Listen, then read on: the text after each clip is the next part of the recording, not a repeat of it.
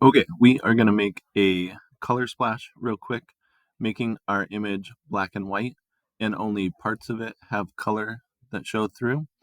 So I'm going to start from the beginning, and I'm going to open up a new one. So I'm going to go to File and down to Open, and I have it saved on my computer, my frog photo, and I'll select that and say Open.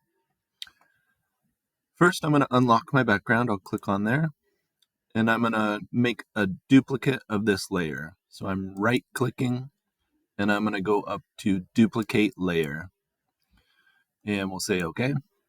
Now we can see I have two copies of it, and I'm going to make the top copy black and white.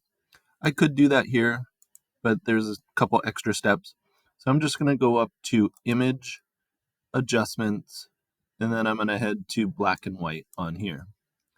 I'm also going to click this Auto button, and it will kind of move things around for me and adjust it a little bit. It, it makes it look a little bit better. So we'll do Auto, and we'll say OK. So I have my black and white on top of my colored layer, and I'm going to make a layer mask. So we'll click down here to add a layer mask. You'll see that extra little rectangle show up on my layer.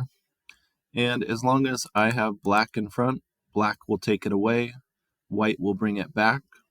And I'm going to get my brush tool, and anywhere I mask away is going to show through to the layer underneath to the colored version of the photo.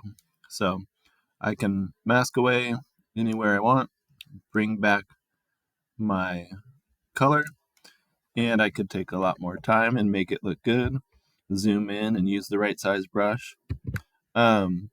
Another thing you could do is you could use some sort of selection tool.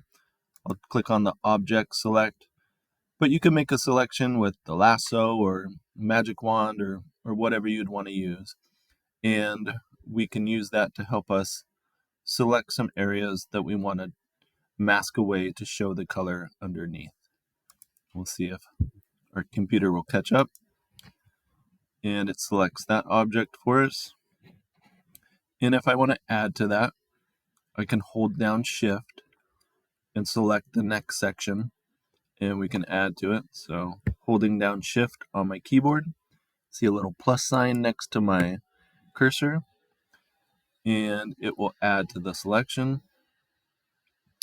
And now when I go, making sure I'm on the mask part of my layer, when I go to my paintbrush and I can make it really big, it's only going to affect what's in the selection.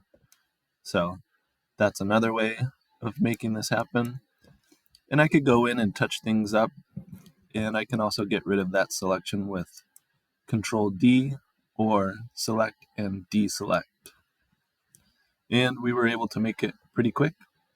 I might also crop this one, so I'll hit the crop button, move it in, and pull things around so that I get the crosshair of the rule of thirds to show up on the frog's eye. And just like that, we made a color splash. Okay.